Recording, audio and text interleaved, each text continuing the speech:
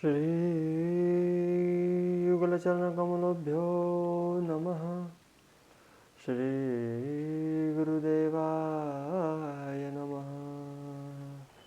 श्रीमते निम्बार्काचार्य नमो नमः। श्रीमदहंससमारम्भां सनकादिकमध्यमाम् अस्मदाचार्यपर्यन्तां वन्दे गुरुपरम्परा।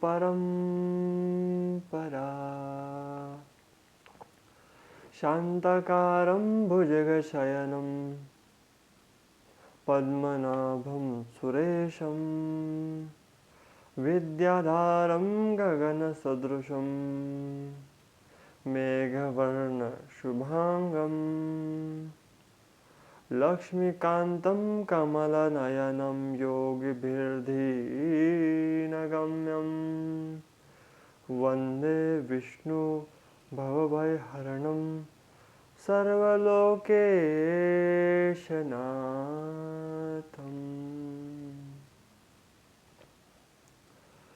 श्रीराधा साध्यं साधनं यस्य राधामन्तो राधामन्तदात्रीं च राधा सर्वं राधा जीवनं यस्य राधा राधा राधा वाचिकीं तस्य शेषं।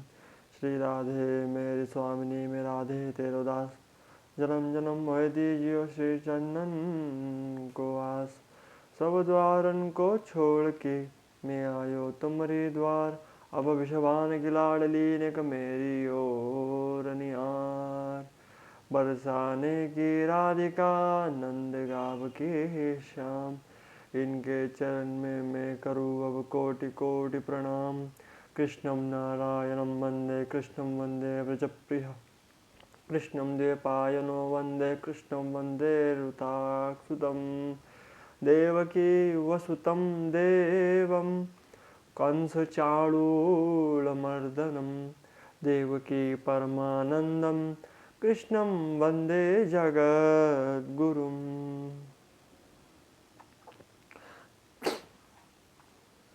पितरों के उपलक्ष्य में आज हम षष्ठवें दिवस की कथा कह रहे हैं। देखो नए कहते हुए छठवां दिन भी आज प्रारंभ हो गया। कल सप्तवें दिन की कथा होंगी। तो हमने अपने पितरों के निमित्त जो ये आयोजन किया है, जो ये हम श्रवण कर रहे हैं कि नरकों का वर्णन कैसा है, मानव जीवन का रहस्य क्या है, मानव जीवन में होने वाले अनेक घटनाओं का वर्णन कि हम कहाँ से कहाँ तक है। देखो हर चीज़ का स्टार्टिंग और एंड समझना बहुत आवश्यक है। हर चीज़ का अगर आप स्टार्टिंग कर चुके हो तो एंड समझ लो कि एंड कहाँ तक जाना, क्योंकि अगर नहीं समझे तो पछतावा निश्चित होगा। निश्चित हमारा जीवन का लक्ष्य क्या है, मानव जीवन का उद्देश्य क्या है, तो दो ही उद्देश्य बताए गए हैं। 18 पुराण ढूंढ लेना, सब ढूंढ लेना, दो ही उद्देश्य बताए गए हैं। एक तो भगवान के धाम को प्राप्त कर लेना, मुक्ति प्राप्त कर लेना, और दूसरा परमात्मा के दर्शन कर लेना। ये दो ही जीवन के उद्देश्य है, तीसरा कुछ नहीं। बाकी सब चीज़ें जो यहाँ है वो यही रह जाएंगी, कुछ ना आएगा साथ। केवल ये दो ही उद्देश्य लेकर साधक जीवन जीता है। एक तो परमात्मा की प्राप्ति कर ले, दूसरा विशेष तौर पर भगवत धाम को प्राप्त हो जाए। सत्कर्म करते करते ही ये सब चीज़ें करनी है मानव जीवन में, क्योंकि दुर्लभो मानुषो देह देहिनां क्षणभंगुरः तत्रापि दुर्लभमन्यः वैकुंठ प्रियदर्शनम। क्या दुर्लभ है? मानव जीवन दुर्लभ है। 84 लाख योनियों में हर योनि में भटक भटक कर, हर योनि के प्रत्येक एक एक सत्कर्मों को गिनकर प्राप्त होने वाली चीज है ये मानव देह।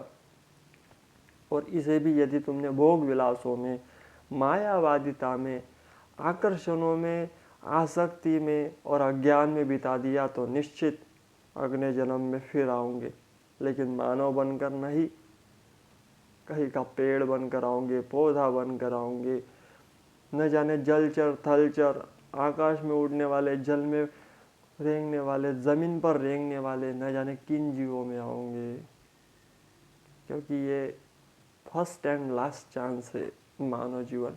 भगवत नाम जप कर, भगवान की भक्ति कर कर इस जीवन को धन्य बना लिया जाए, क्योंकि ये क्षण भंगुर है, एक क्षण में कभी भी समाप्त हो सकता है। इसकी कोई गारंटी नहीं है कि ये कब तक रहेगा, इसकी कोई हवाला नहीं लेता कि नहीं नहीं ये तो रहेंगे 90 साल तक रहेंगे। तो ऐसी कोई बात नहीं, ऐसा संभव नहीं है। मैंने पीछे शिव पुराण कही थी, उसमें बताया था कि व्यक्ति अमर कैसे रह सकता है। अमर मतलब 100 साल तक कैसे जिएगा, किस विधि से जिएगा, वो मैंने उसमें बताया है, जाकर आप सुन सकते हो, लाइव में है। लेकिन अभी मैं विषय ये कह रहा हूँ कि आप कंफर्म तो यहाँ नहीं रहोगे। मार्कंडेय जी जैसे हर कोई नहीं होता। मार्कंडेय जी ने तो पूरे प्रलय के दर्शन देखे। भगवान नारायण को वट वृक्ष के पत्ते पर अक्षयवट में सोता हुआ भी देख लिया, उन्होंने देखा। कोई लोग कहते हैं ना, किसने देखा कि नारायण हजारों वर्षों से पत्ते के ऊपर शयन कर रहे, अंगूठा चूसते, किसने वर्णन किया? तो मार्कंडेय ऋषि ने देखा था और किसी ने नहीं देखा, उन्होंने वो देखा। और वहाँ से वो सब एक प्रकार एक ज्ञान वंश परंपरा से ही आता है, और निश्चित कलयुग का अंत होने के बाद भी ये ज्ञान वैसे ही वंश परंपरा से चलता रहेगा। हाँ, तब जब अगला सतयुग आएगा तब लोग ये कलयुग की चर्चा भी किया करेंगे, कलयुग में ऐसे लोग थे, लेकिन हमें ऐसा नहीं बनना। पुराणों में सब वर्णित है, अगला भी वर्णित रहेगा। तो इसलिए ये मानव देह को सुंदर बनाने के लिए इसे बाहरी रूप से कम सजाओ, अपने कर्मिक रूप से ज़्यादा सजाओ, तो सुंदर अपने आप लगोगे। हम क्या करते, बाहरी आडंबरों में लगे, लग्जरियस लाइफ दिखाने में लगे। किसी को एक चादर देते हैं तो वीडियो शूट कर लेते हैं, गलत बात। सेवा एक हाथ से करो तो इस हाथ को पता न चले, इस बातों का ध्यान रखा जाए। क्यों गाय को दिखाना लग्जरियस लाइफ? कोई चीज़ें ऐसे करो जो सिक्योर हो, जो किसी को बताए न जाए। मेरी भी कुछ चीज़ें ऐसी है सिक्योर जो किसी को बताई नहीं जाती। आप भी अपनी कुछ चीज़ें ऐसे रखो सिक्योर जो किसी को पता ना हो, केवल आपको बताओ। खुली किताब मत बनो, ये बात। और सत्कर्म करो, ईमानो देह में सत्कर्म करोगे तो अपने आप प्रकाश होगा। जैसे कोई व्यक्ति पुष्प इत्र इत्यादि बांटे तो उसके हाथों में खुशबू रह जाती है, निश्चित वैसे सत्कर्मों की खुशबू आपके हाथों में रह जाएंगी। पता ही चल जाएगा, कितने भी छुपाओगे तो पता चल जाएगा कि आप ये करते हो, लेकिन वो करो, निश्चित करो, ये बात है। इस बात से एक याद आई, एक व्यक्ति की लाश पड़ी हुई थी एक गांव के कहीं किनारे। तो एक दिन राजा ने सोचा कि मैं भेष बदल कर अपनी प्रजा का देख करता हूँ। तब देखा तो एक लाश पड़ी हुई है और वो स्त्री बड़ी रो रही है। स्त्री रो रही है तो बड़ी पीट पीट कर रो रही, कोई से उठा नहीं रहा, कोई कुछ नहीं कर रहा। तो अब राजा ने आकर उस स्त्री से पूछा कि तुम्हारे पति का अंतिम संस्कार करने के लिए क्या कोई नहीं है? भेष बदल कर आया था राजा, प्रजा का संरक्षण और प्रजा को टटोलने के लिए राजा पहले समय में बहरूपिया मतलब अलग रूप भेष बनाकर घूमते थे। तो राजा से उस स्त्री रोती हुई एक बात बार बार कह रही थी। कहते थे कि राजा मेरा अंतिम संस्कार स्वयं करने आएगा, देखना तुम, पूरी गांव पूरा देश देश में बताऊंगा कि मेरा अंतिम संस्कार हो रहा है। तो उसने वैसा एक बार बोल गई। तो राजा ने पूछा कि तुम्हारे पति का अंतिम संस्कार कोई क्यों नहीं कर रहा? तब उस स्त्री ने बताया, थोड़े आंसू पोंछे और राजा को कहने लगी कि देखिए, आपको नहीं, मैं तो नहीं जानती, लेकिन मेरा पति शराब की दुकान में जाता लेकिन शराब नहीं पीता। न जाने उन्होंने कितने दिन क्या किया, उनके पास कुछ धना था, शराब की दुकान में जाते 10-12 बोतलें शराब की खरीदते और लेकर आते और उन्हें नाली में बहा देते, किसी का न देखते। ऐसा वो रोज करते जब उनके पास धना था, ज़्यादा पैसे आते तब। अब मैंने उनसे कहा कि क्या जी तो आप ऐसा क्यों करते हो? तो बोले 10-12 बोतलें यदि पहले तो इतना विस्तार नहीं था शराब का, तो 10-12 बोतलें भी यदि उस दुकान से कम हो जाए तो उतने लोग उस दिन नहीं पिएंगे, और उतने लोग उस दिन नहीं पिएंगे तो उतना ज़्यादा जिएंगे। मैं इसलिए ऐसा करता हूँ। लेकिन गांव में छवि आप जो देखेगा वो वही सोचेगा। अब महाराज जी शराब की दुकान के बाहर खड़े हो जाए तो लोग क्या कहेंगे, आए देखो ये कलयुगी बाबा। न जाने किसी पानी की बोतल ही लेने खड़ा हो, लेकिन खड़े हो जाए तो लोग क्या कहेंगे, वैसे ही उसे कहते ये शराबी है, पूरे गांव में ऐसा हो गया। इसलिए उसका अंतिम संस्कार करने कोई नहीं आया कि ये एक नंबर का बिगड़ा हुआ आदमी 10-12 बोतल ही पीता था। तब राजा ने ये सुना तो राजा आश्चर्य करा कि हाय कितना सोच इसकी अच्छी है, ये लोगों के लिए अच्छे काम करता, लेकिन लोगों के नज़र में ये बुरा हो गया। लेकिन नहीं, अब ऐसा नहीं होगा। राजा अपने महल में गया और राजा कहने लगा, एक बड़े से बड़े शोक, आज प्रजा में शोक रहेगा ऐसा घोषणा करवा दी जाए, क्योंकि हमारा मित्र आज नहीं रहा। और राजा ने स्वयं बड़े से बड़े पालकी बनाई और उसका अंतिम संस्कार राजा ने स्वयं किया, बड़े ठाट बाट से, और उस स्त्री को भी एक अच्छी व्यवस्था कर दी। तो आपके सत्कर्म न जाने किस रूप में आपके सामने आएंगे।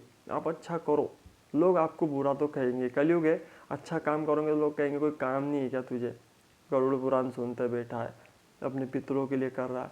लेकिन इसका फ़ायदा आपको ही होने वाला है इनडायरेक्ट तौर पर। ये दुनिया एक गुफा है, इसमें जो चीख मारोगे वो रिटर्न आएंगी ही आएंगी, ऐसा कई लोग कहते हैं। तो वो चीख आपकी अच्छी हो, बुरी ना हो, नेगेटिव ना हो, नकारात्मक ना हो, दुखदाई, रिटर्न में दुख आए ऐसी चीख मत मारना, मतलब ऐसे काम मत करना कि रिटर्न में दुख आए। सत्कर्म करो। ये दुनिया आपको कोसे कुछ करे, अंततोगत्वा ये कुछ काम के नहीं। कितने भी चिल्लाए तो ये आपके जाने के बाद एक व्हाट्सएप पर एक फ़ोटो लगा देंगे आपका पुराना सा गंदा सा, और नीचे लिख देंगे भावपूर्ण श्रद्धांजलि, आई मिस यू, और वो भी 24 घंटे में ऑटोमेटिक डिलीट हो जाता है। कितने दिन याद करेंगे स्वजन संबंध, कितने दिन, 1 साल, परिवार वाले 1 साल याद कर लेंगे, 2 साल, कई साल भी याद कर ले, 3-4 साल, लेकिन कब तक उसी में बैठे रहेंगे, इसकी कोई गारंटी नहीं। तो याद रखियो, कोई नहीं आएगा, माया तेरे संग न चले, माया नहीं आ सकती, परमात्मा आएगा अंततोगत्वा। देखो ध्यान से सुनो, परिवारजन द्वार तक, सगे संबंधी रिश्तेदार शमशान तक, ये देह चिता तक, और उसके बाद क्या, उसके बाद कौन सेव करेंगे आपको, कौन बचाएगा, कौन आएगा, निश्चित गोविंद आएगा। लेकिन उसे तुमने बुलाने के लिए समय कहा दिया, तुमने समय तो इनको दिया, लेकिन ये कहाँ तक आएंगे, केवल शमशान तक आएंगे, इसके बाद ये भी नहीं। और ये शरीर जिसको तुम पोस रहे हो, पाल रहे हो, बना रहे हो, ये भी कहाँ तक आएगा, केवल चिता तक आएगा, उसके बाद ये भी साथ छोड़ देगा। फिर कौन आएगा प्यारे, फिर नारकीय यातनाओं से बचाने के लिए केवल परमात्मा आएगा, और कोई नहीं आ सकता, निश्चित कोई नहीं आएगा। इसलिए सुधर जाओ, अभी भी वक्त है, जब जागे तब सवेरा। मानव जीवन में तो यही सूत्र याद रखना, जब जागे तब सवेरा। यदि आपको आज बदलने की इच्छा हो रही है तो आज बदलो, आज गंदा आचरण छोड़ने की इच्छा हो रही है तो आज छोड़ो, आज यदि पाप छोड़ने की इच्छा हो रही है तो आज छोड़ दो, क्योंकि कल किसी ने नहीं देखा माय डियर। आज सुधरो, आज अपने आप को बनाया जाए। और क्या लगेगा, कुछ लोग कुछ महीने विरोध करेंगे। देखो तुम तिलक लगाना शुरू करोगे तो 1-2 महीना तो लोग कहेंगे अरे बड़ा भक्त बना घूम रहा है, हर किसी को कहते, हमें भी कह चुके हैं, हर किसी को कहते हैं। अभी वही आदर से ऐसे कहते, नमस्ते, राधे राधे, वही कहते। तो कुछ समय, कुछ पल के लिए विरोध तो होगा ही होगा, भक्तों का तो विशेष तौर पर होगा, क्योंकि उसे विशेष लगाव है भक्तों से, तो वो विशेष तौर पर विरोध करवाता है। क्योंकि आप रिकॉर्ड देख लो, किस भक्तों को कोसा नहीं गया, हर भक्तों को कुछ न कुछ कहा गया, वो मीरा हो, सूरदास हो, नरसी हो, किसी को नहीं छोड़ा। तो आपको क्यों छोड़ेंगे, आप उसके रास्ते पर निकले हो तो नहीं छोड़ेंगे ना, पकड़ेंगे आपको भी। क्यों पकड़ दे? क्योंकि संसार वाले चाहते हैं, तो सुधर क्यों रहा है, तो मोक्ष के मार्ग पर क्यों जा रहा है? तो हमारे जैसा नरक में चल, नीचे तले जाएंगे, भुने जाएंगे, पीटे जाएंगे। कहते हुए मुझे कैसा हो रहा है, तो करते हुए कैसा? जरा इमेजिन करो ये नरकों का वर्णन जो मैं आपको कह रहा हूँ, तो आप भी सोचोगे कि क्या है ये, कैसे हो रहा है। सोचने वाली बात है। यम यातनाओं का वर्णन चित्रगुप्त द्वारा श्रवणों से प्राणियों के शुभाशुभ कर्मों का विषय पूछना, यह सब आगे मैं आपसे अभी बताने वाला हूँ, तो ध्यान से श्रवण कीजिए। यम मार्गमतिक्रम्य गत्वा पापीयमालये कृदृशे यातनां भृङ्क्ते तन्मे कथय केशव। गरुड़ जी ने कहा कि हे केशव, यम मार्ग की यात्रा पूरी करके यम के भवन में जाकर पापी किस प्रकार भोगता है, वो मुझे बताइए। सुनो आप कैसे भोगता है। तो भगवान बोले, हे विनता के पुत्र गरुड़, मैं नरक यातना के आदि अंत तक कहूँगा। सुनो, मेरे द्वारा नरक का वर्णन किए जाने पर उसे सुनने मात्र से तुम कांप उठोगे निश्चित। कश्यप नंदन बहुर भांति आगे 44 योजन फैला हुआ धर्मराज का विशाल पुर है, जहाँ से लाया गया वो आगे और फैला है। बेहतरनी से तर कर इतने पुरों को 66,000 कोस चलकर वो जो पहुंचा है वो, तो हाहाकार से परिपूर्ण उस पुर को देखकर पापी क्रंदन करने लगता है। उसके क्रंदन को सुनकर यमपुर में विचरण करने वाले यम के गण प्रतिहार द्वारपाल के पास जाकर उस पापी के विषय में बताते हैं। धर्मराज के द्वार पर सर्वदा धर्मध्वज नामक प्रतिहार स्थित रहता है। वह द्वारपाल जाकर चित्रगुप्त से उस प्राणी के शुभ और अशुभ कर्मों को बताता है। उसके बाद वह चित्रगुप्त भी उसके विषय में धर्मराज से निवेदन करता है। देखो, द्वारपाल चित्रगुप्त तक जाएगा, चित्रगुप्त धर्मराज के पास जाएगा। नास्तिका ये नरास्ताक्षः महापापरताः सदा ताश्च सर्वान् यथा योग्य सम्य जानाति धर्मराट। एक ताक्ष नास्तिक और महापापी प्राणी है, उन सभी विषयों में धर्मराज यथार्थ रूप से भली भांति जानते हैं, तो भी वे चित्रगुप्त से उस प्राणी के पाप के विषय में पूछते हैं। सर्वज्ञ चित्रगुप्त भी श्रवणों से पूछते हैं। श्रवण ब्रह्मा के पुत्र है। श्रवण और श्रवणी वे स्वर्ग, पृथ्वी तथा आकाश में विचरण करने वाले तथा दूर से ही सुन एवं जान लेने वाले हैं। उनके नेत्र दूर से ही दृश्य को देख लेते। देखो, धर्मराज के कैमरा क्या है? श्रवण और श्रवणी, ये ब्रह्मा के पुत्र है। इन्होंने ये दूर से ही आदमी को सब कैच करते हैं। अभी मैं यहाँ गरुड़ पुराण कर रहा हूँ तो ये भी वो कैच कर रहे हैं। मैं क्या कह रहा हूँ उसमें वो भी वो कैच कर रहे हैं। जैसे मोबाइल हमें कैच करता है वैसे ही वो हमें कैच कर रहे हैं। तो वो सब देख लेते हैं दृश्य। और वो जस का तस धर्मराज के सभा में जब वो पापी जाता है तो उसकी पूरी वीडियो रिकॉर्डिंग दिखा देते हैं। तब वो श्रवणी नाम की उनकी पृथक पृथक पत्नियां भी इस प्रकार रूप वाली है, अर्थात श्रवणों के समान ही है। वे स्त्रियां भी सभी प्रकार के चेष्टाओं को, तत्वों को जानती है। मतलब जो श्रवणी नाम की है उनकी पृथक पृथक पत्नियां भी है। मनुष्य छिपकर अथवा प्रत्यक्ष रूप से जो कुछ करता कहता है वह सब श्रवण एवं श्रवणियाँ चित्रगुप्त से बताते हैं। वे श्रवण और श्रवणियाँ धर्मराज के गुप्तचर है, जो मनुष्य मानसिक मतलब मन के द्वारा, वाचिक जो बोलकर, और जो कायिक जो कर्म द्वारा करता है, वो सभी प्रकार के शुभ अशुभ कर्मों को ठीक ठीक जानते हैं। बंद रूम में भी कुछ करो तो वो रिकॉर्ड कर रहे हैं। तो मनुष्य और देवता अधिकारी वे श्रवण और श्रवणिया सत्यवादी है। उनके पास ऐसी शक्ति है जिससे वो बल पर वे मनुष्यकृत कर्मों को बताते हैं। व्रत, दान, सत्य वचन में जो मनुष्य उन्हें प्रसन्न करता है उनके प्रति वो सौम्य तथा स्वर्ग और मोक्ष प्रदान करने वाले हो जाते हैं। किससे? व्रत से, दान से और सत्य वचन से जो उन्हें खुश रखता है। मतलब हम सत्य बोले, व्रत करें, दान करें, उससे वो प्रसन्न रहेंगे ना, तो वो रहेंगे तो हमें स्वर्ग तथा मोक्ष प्रदान करने वाले हो जाते हैं। वे सत्यवादी श्रवण पापियों के पाप कर्मों को जानकर धर्मराज के सम्मुख यथावत कह देने के कारण पापियों के लिए दुखदायी हो जाते हैं। ध्यान से सुनना, रिकॉर्डिंग आपकी भी चल रही है, एन किन प्रकार रिकॉर्डिंग हो रही है।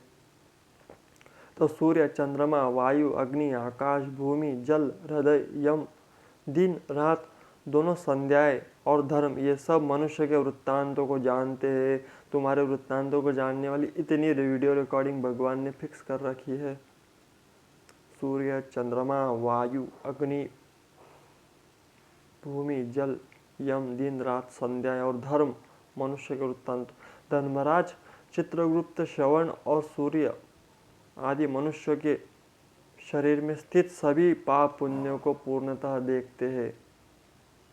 धर्मराज, चित्रगुप्त, श्रवण और सूर्य स्थित देखते हैं।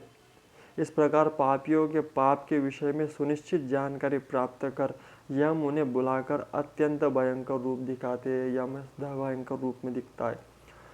पाप पिष्टास्ते प्रशयंतीम यम रूपम भयंकरम दंडहस्तं महाकायं महिषोपरि संस्थितं प्रलयाबं ददधीर्नघोषः कजज्वालचलसन्निभं विद्युत्तत्प्रायुधैर्भीमं द्वादशस्य संयुजुतम्। ये पापी यम कैसे भयंकर रूप को देखते हैं, जो हाथ में दंड लिए बहुत प्रकार के काय वाला, बेसे के ऊपर संस्थित प्रलयकालीन मेघ के समान आवाज वाले, काजल के प्रतीक समान, बिजली के प्रभाव से आयुधों से कारण भयंकर, 32 भुजा वाले, 3 योजन लंबे चौड़े विस्तार वाले, बावले के समान गोल गोल नेत्र वाले, बड़ी बड़ी दाढ़ वाले, भयंकर भुजाओं के लाल लाल नाक वाले होते हैं। वो यमराज के वो दूत इस प्रकार मृत्यु और ज्वर आदि से संयुक्त होने के कारण चित्रगुप्त भी भयावह है। यम के समान भयंकर दूत उसी के समीप पापियों को डराने के लिए गरजते हैं। उन चित्रगुप्त को देखकर भयभीत होकर पापी हाहाकार करने लगता है। दान न करने वाला पापात्मा कांपता है, बार बार विलाप करता है। तब चित्रगुप्त यम की आज्ञा से क्रंदन करते हुए अपने पाप कर्मों के विषय में सोचते हुए सभी प्राणियों को कहते हैं, भो भो पापा दुराचारः अहंकार प्रदूषिता किमर्थो मर्जितं पापः युष्माभिरविवेकिभिः काम क्रोधान्त उत्पन्नः संगमेन च पापिनां तत्पापं दुखं मूढः किमर्थो चरितं जना। वो इस प्रकार कहते हैं, अरे पापियों, दुराचारियों, अहंकार से दूषित तुम अविवेकियों को क्या पाप कमाया, काम से, क्रोध से तथा पापियों की संगति से जो तुमने किया वह सब देखने वाले, फिर भी मूर्ख जनों, तुमने वह पाप कर्म क्यों किया? पूर्व जन्म में तुमने जिस प्रकार अत्यंत हर्षपूर्वक पाप कर्मों किए ही उसी प्रकार यातना भी भोगनी चाहिए। इस यातना को भोगने में परम मुख हो रहे हो। तुम लोग बहुत पाप किए हो, वे पाप तुम्हारे दुख के कारण है, इससे हम लोग कारण नहीं है। मूर्ख हो, पंडित, दरिद्र हो, धनवान हो, सबल हो, निर्बल हो, यमराज के सभी ने समान व्यवहार करने वाले हो गए हैं। चित्रगुप्त के इस प्रकार वचनों को सुनकर वे पापी कर्मों के विषय में सोचते हुए निश्चिष्ट होकर चुपचाप बैठ जाता है, क्योंकि इतना मार तो खाकर आया, लेकिन अब चुपचाप बैठेगा। क्यों बैठेगा? क्योंकि उसे वहाँ समझ आ जाता है कि ये किसी को नहीं छोड़ेंगे, किसी को नहीं, पापी हो, दरिद्र हो, धनवान हो, कोई हो, वहाँ रीज़न नहीं चलता, वहाँ आपका कर्म चलेगा। इसलिए कहता हूँ सत्कर्म करो, पुण्य करो, क्योंकि पुण्य के प्रभाव से ही आप निश्चित यम यातनाओं से बच जाओगे, और यम यातनाओं में जाओगे तो अपने कुल को भी बर्बादी पर ले जाओगे निश्चित। क्योंकि यम मार्ग की जो यातनाएं है, उन यातनाओं से बचने के लिए एक ही मार्ग है, हरि शरण, भगवान के बन जाओ। और भगवान के बनने के लिए आपको ये सब जानना होगा। लेकिन कितने हज़ारों करोड़ों लोग हैं जो इन सब चीज़ों को नहीं समझते, नहीं मानते। उन्हें ज़्यादा मारा जाएगा, उन्हें ज़्यादा पीटा जाएगा, निश्चित उन्हें ज़्यादा मारेंगे, और कसम से बहुत ज़ोरदार मारेंगे। तुम सोच भी नहीं पाओगे ऐसे मारेंगे। तो ऐसे भी है। धर्मराज भी चोरी की भांति निश्चल बैठे उस पापियों को देखकर उनके पापों का मार्जन करने के लिए यथोचित दंड देने की आज्ञा करते हैं। मानो यमराज की अदालत में अब पापी सिद्ध हो चुका है कि ये पापी है, ये गुनहगार है। तब उसके बाद वे निर्दयी दूत उन्हें पीटते हुए कहते हैं, पापी महान घोर अत्यंत भयानक नरकों में चलो। यम के आज्ञाकारी प्रचंड और चंडक आदि नाम वाले दूत एक पाश से बांधकर उन्हें खींचकर नरक की ओर ले जाते हैं। यमराज के महल के उधर और नरक है, इतना ही नहीं है। तो सोचो कितना विस्तार वाला नरक होगा, कितना विस्तार होगा उस नरक का। तत्र वृक्षो महानेको ज्वालादिनग्न समप्रभ पंचयोजन विदीर्ण एकयो न मनुष्यित तदवृक्षे शृंगले बल्वा दद्वादो मुखं ताड़यन्ति ते रुदन्ति ज्वालितातस्त्रः तेषां त्राता न विद्यते। वह जलती हुई अग्नि के समान प्रभाव वाला एक विशाल वृक्ष है जो 5 योजन में फैला हुआ है तथा 1 योजन ऊंचा है। उस वृक्ष के नीचे मुख करके एक आग वाले सांकलों, उस वृक्ष के नीचे मुख करके सलाखों से बांधे हुए दूध पीते हैं। वहाँ जलते हुए वे रोते हैं, वहाँ पर उनका कोई रक्षक नहीं होता, वही उसे बांध दिया जाता है। उस शाल्मनी वृक्ष में भूख और प्यास से पीड़ित यमदूतों द्वारा पीटे जाते हुए अनेक पापी लटकते रहते हैं। वे आश्रय विहीन पापी अंजलि बांधकर, हे यमदूतों मेरे अपराधों को क्षमा कर दो, ऐसा दूतों से निवेदन करते हैं, क्षमा कर दो। बार बार लोहे की लाठियां, मृदगरों, भालों, बर्छियों, गदाओं तथा मूसलों से उन दूतों के द्वारा अत्यधिक मारे जाते हैं। मारने से अब चेष्टा रहित व मूर्छित हो जाते। तब उन निचेष्ट पापियों को देखकर यम के दूत कहते, अरे दुराचारी पापियों, तुम लोगों ने दुराचरण क्यों किया?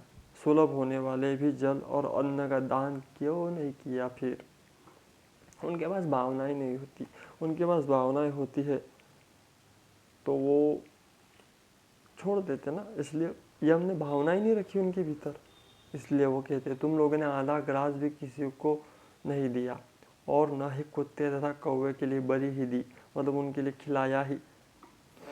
अतिथियों को नमस्कार नहीं किया, पितरों का तर्पण नहीं किया, यमराज तथा चित्रगुप्त का उत्तम ध्यान भी नहीं किया तथा उनके मंत्रों का जप भी नहीं किया जिससे तुम्हें यह यातना नहीं होती।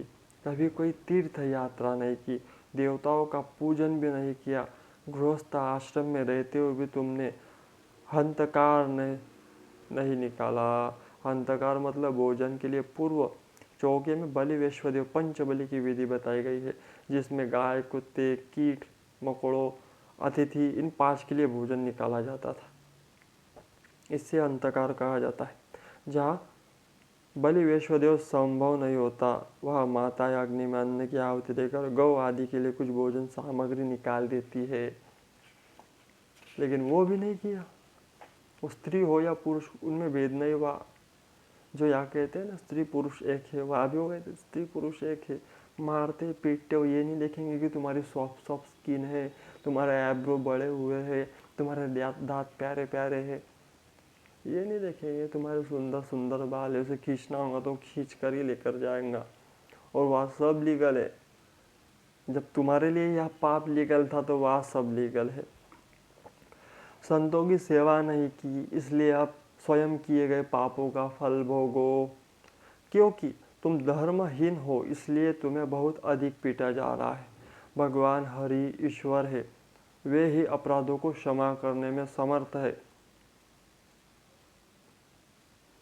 हम तो उन्हीं की आज्ञा से अपराधियों को दंड देने के वाले हैं, उनकी आज्ञा से हम कर रहे हैं। हम एक वर्कर है, हमारे मालिक ने जो कहा हम कर रहे हैं।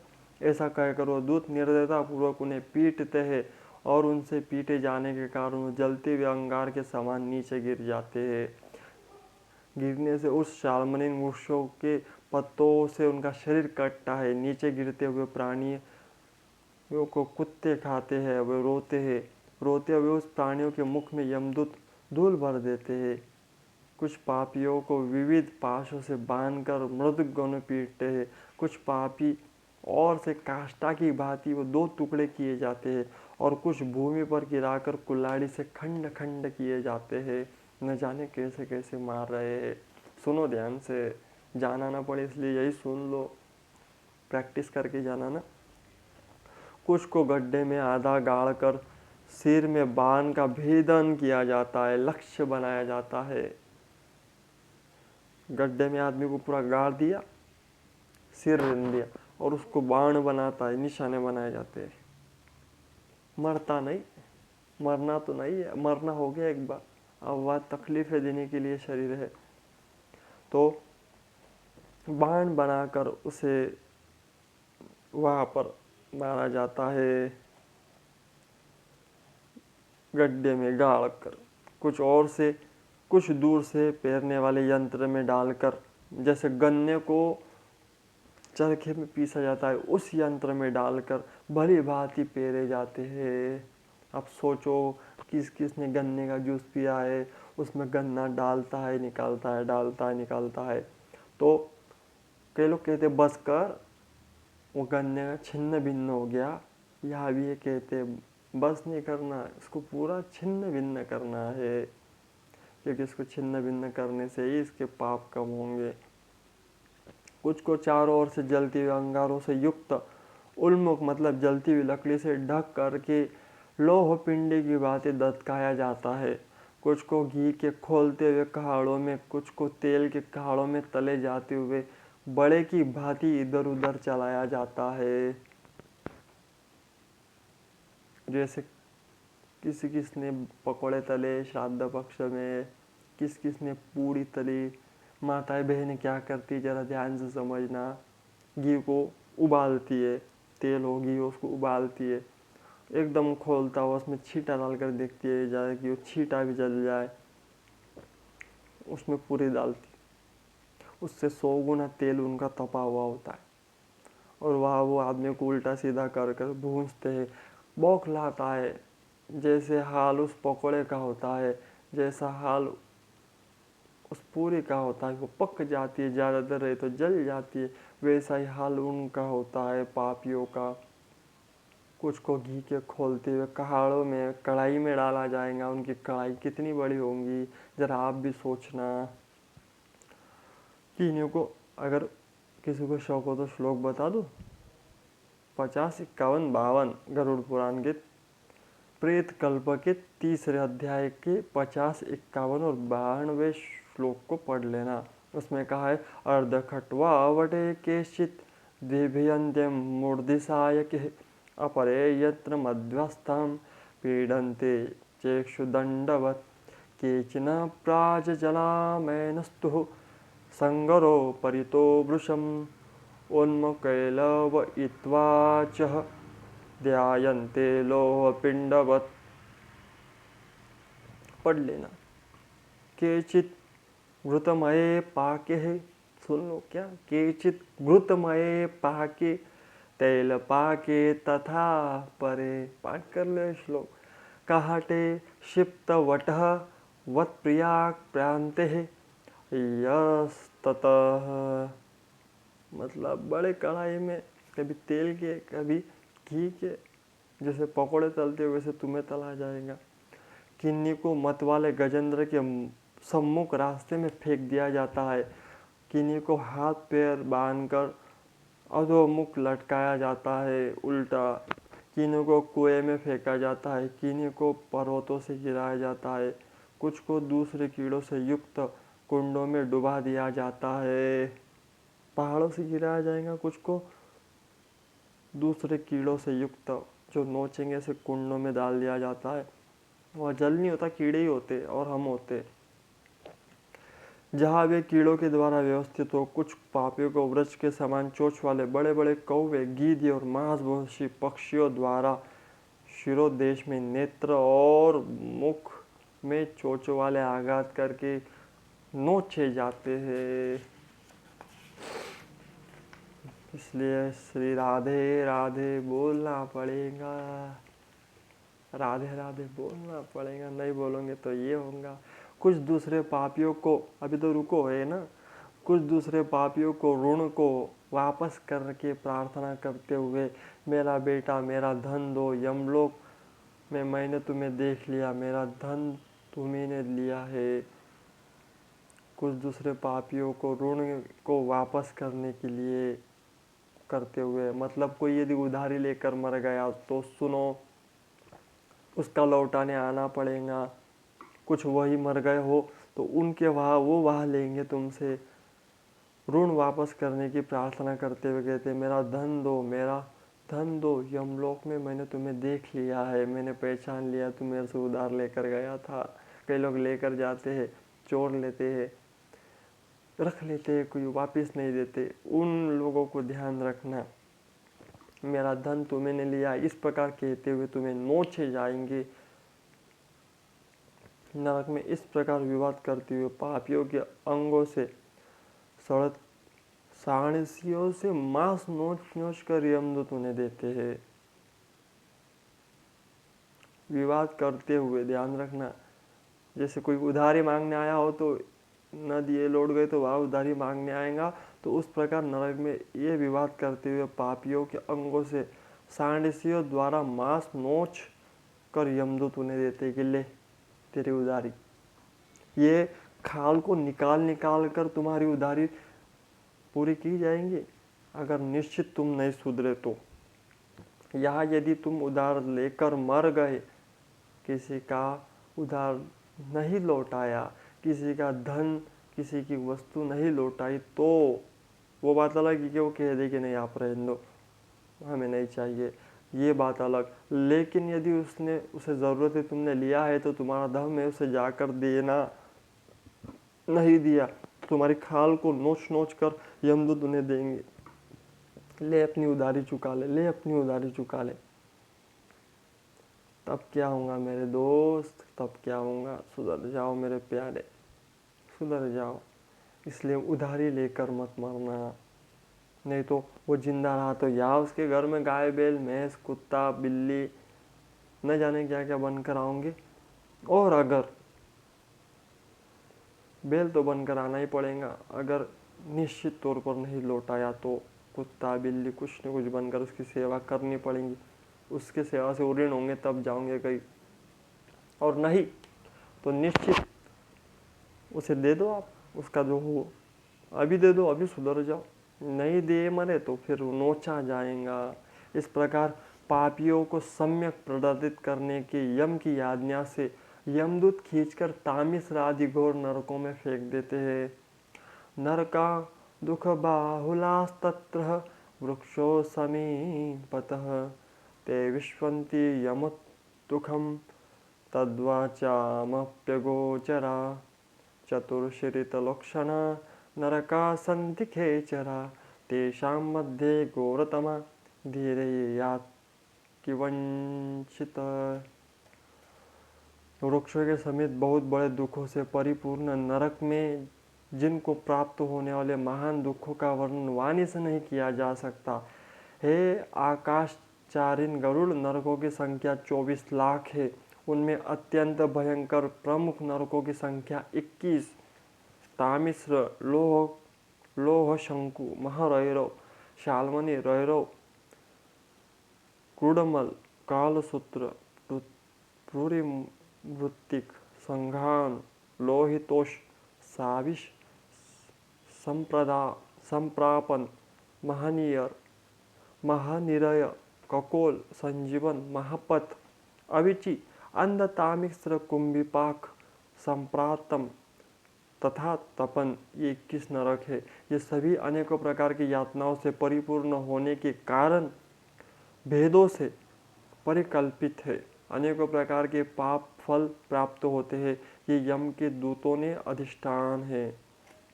इस नरक में गिरते हुए मूर्ख पापी अधर्मी जीव कल्प पर्यंत नरक यातनाओं को भोगते। तामिश्र, अंध तामिश्र तथा रैरव आदि नरकों की यातनाएं है। उन्हें स्त्री और पुरुष पारंपरिक संग से निर्मित भोगते हैं। इस प्रकार कुटुंब का भरण पोषण करने वाला, केवल अपना पेट भरने वाला कुटुंब तथा शरीर दोनों से मृत्यु इस प्रकार फूल भोगता है। जो केवल इसमें ही लगा हो वो प्राणियों के साथ द्रोह करने वाला, भरण पोषण किए गए अपने स्थूल शरीर को यही छोड़कर पाप कर्म रूप पयोत के साथ पापी अकेला ही अंधकार पूर्ण नरक में जाता है। कोई नहीं आएगा, जैसे शुरू में बताया। जिसका द्रव्य चोरी चला गया हो, ऐसे व्यक्ति की भांति पापी पुरुष देव से प्राप्त अधर्म पूर्वक कुटुंब का भरण पोषण करके फल को नरक में आतुर होकर भोगता है। केवल अधर्म से ही कुटुंब का भरण पोषण के लिए प्रयत्नशील व्यक्ति अंधकार की पराकाष्ठा अंध तामिश्र नरक में जाता है। मनुष्य लोक के नीचे नरकों की जितनी यातना है, क्रमश उनका भोग भोगते हुए वो पापी शुद्ध होकर पुनः इस मृत्यु लोक में जन्म पाता है। कहाँ पाएगा, पहले ही बताया, 84 में भटकेगा। निश्चित कोई गारंटी नहीं है कि वो कहाँ जाएगा। तो आज के सत्र में यही मैंने नरकों में बता दिया कि नरक में यमराज के दरवाजे आदमी कैसा जाता है। नरक प्रदान करने वाले पाप कर्मों का वर्णन कल करूँगा। कल गरुड़ पुराण की पूर्णता भी होंगी। साथ ही ये भी बता दूंगा नरकों से छूटने का उपाय क्या है। एक सिंपल सा उपाय बताऊंगा जो 18 पुराण कहते हैं। वेद शास्त्र संतों की वाणी कहती आई है। ये दास उसे फिर एक बार कहेगा।